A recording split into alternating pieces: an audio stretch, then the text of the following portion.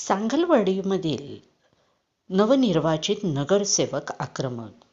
सांगलवाडी येथील प्रभाग क्रमांक 13 मधील राष्ट्रवादी काँग्रेस आणि काँग्रेस आघाडीकडून निवडून आलेले अभिजित कोळी आणि अश्विनी कदम यांनी मोकाट कुत्र्यांच्या बंदोबस्तासाठी आंदोलन करण्याचा इशारा दिलेला आहे. नगरपालिका क्षेत्रात भटक्या कुत्र्यांनी अक्षरशः दहशत माजवलेली आहे आणि महापालिका प्रशासन अक्षरशः झोपलेलं आहे. एबीसी जी मोहीम आहे ॲनिमल बर्थ कंट्रोल ही फक्त कागदावर दिसत आहे. त्या मोहिमेचा कुठेही वापर होत नाही आणि याला सर्वस्वी महापालिका प्रशासन जबाबदार आहे. येणाऱ्या 15 दिवसात जर कोणती उपाययोजना जर नाही केली तर आम्ही तीव्र आंदोलन महापालिकेच्या क्षेत्रात करू.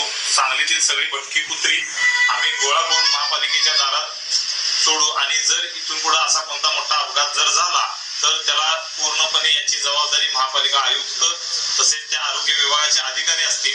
आणि आतापर्यंत जे अधिकारी निष्काळजीपणे वागलेले आहेत राहिलेले आहेत आरोग्य विभागाचे त्यांच्यावर लवकरात लवकर कारवाई झाली पाहिजे अशी आमची ठाम मागणी आहे. आणि तुमच्या माध्यमातून आणि सांगलीवाडीतल्या जनतेच्या माध्यमातून त्यांचा एक प्रतिनिधित्व म्हणून मी आज प्रशासनाला आज हे सांगतो.